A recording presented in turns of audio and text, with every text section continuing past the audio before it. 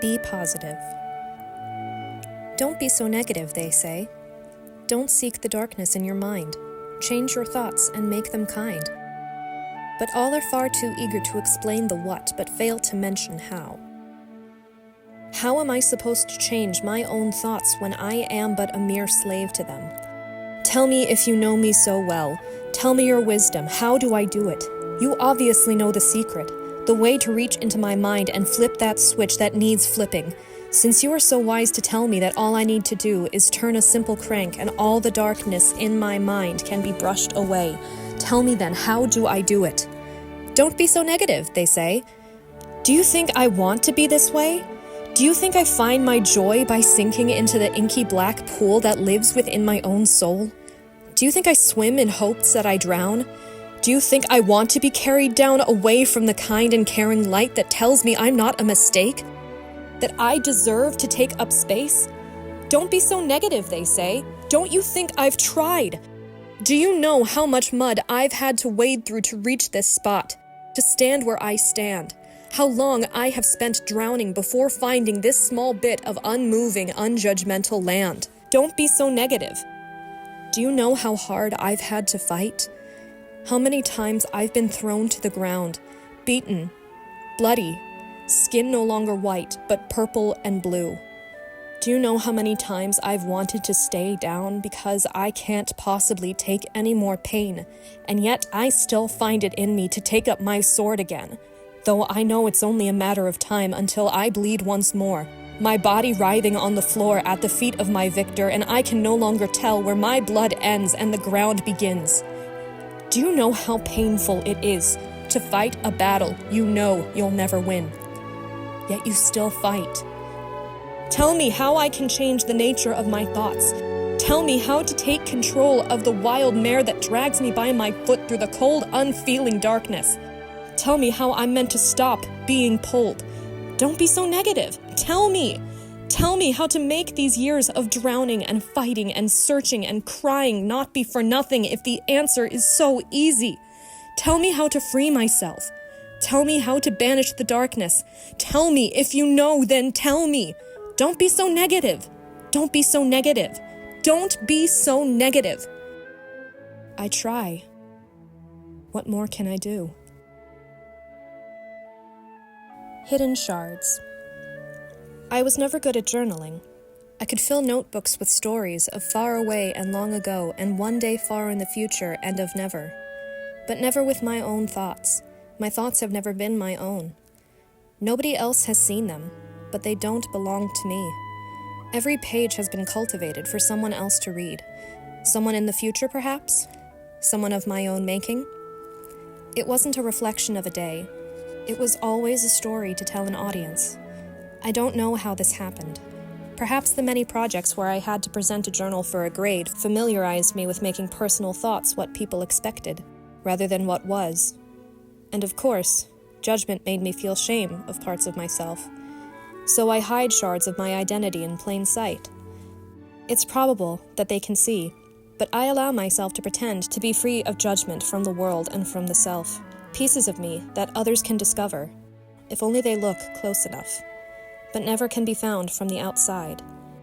One must be careful, observant, kind enough to draw me close. Until then, it's only the whole of me that I show the world, the same whole that is written in a journal for my private thoughts that have never been private. Perhaps it's the idea of myself being always under examination, always for a grade, always for approval, never for comfort, never for self. What is my self? Is it something that can be cultivated, as one carefully tends a field of wheat? Must I pluck away my weeds and gather my stones until I remain a golden field others will approve of? Perhaps it's something I've learned over time. Perhaps my private self is something I've never known, for I've never had a thought that is my own. Speak with the past. Hello, little one. I see you're sitting alone, as you always do, be it by your choice or the choice of those around you. I ask if I may sit. You say if I want to, though I see in your face that you are confused. Why would someone want to sit by you? Why would someone not see you the way your peers do? Why someone would look at the monster ready to attack, and rather than flee, come closer and sit like a friend? But I know the monster is not in your control. There are times when it feels like it always is. It sounds like your voice when it is commanded to attack, yet the choice is not always yours when it lashes out. Then when the smoke clears, the angered sneers and scolding remarks all come back to you. You hide yourself away. You tell the world you want to be alone, but you and I both know that isn't true. You want to belong. More than anything, you want the monster to leave you be, take its claws out of you and seep its venom from your veins. No longer feel the call that whispers in the back of your mind, but you don't know how. Don't cry, little one. You say to me you wish you were hidden away, so no one can see you and see the monster that you are. But I will tell you a secret, little one. You are not a monster. And if you hid yourself away, nobody would hear you sing, your little voice cheerful and strong like a church bell. Nobody would hear your stories, your worlds of magic and heroes of courage and valor. Nobody would ever know the games that spring forth from your mind to bring delight to others. There would be no one to welcome the new friend in class, no one to volunteer to go first so it doesn't feel as scary, no one to ask questions about the world around. No poems, no jokes, no songs, no laughter. No, little one, you are not a monster. You are a star, a firework, burning and bursting.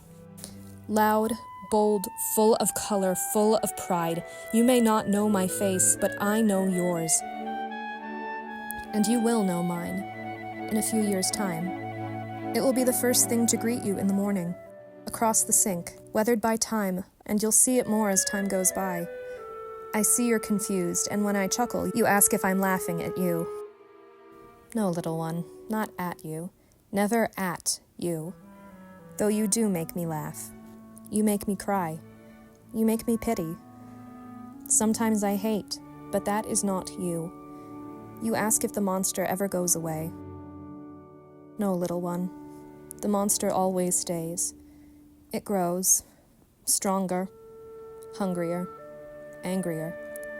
But so do you, brighter, wiser, more certain. And you fight it. Its claws still have you, but you pull yourself out once in a while and you see the sky. Enough for the bleeding to stop and the wounds to close. To create a story on your body, on your soul. Your story. Our story. You want to know how our story ends? I regret to say that I don't know.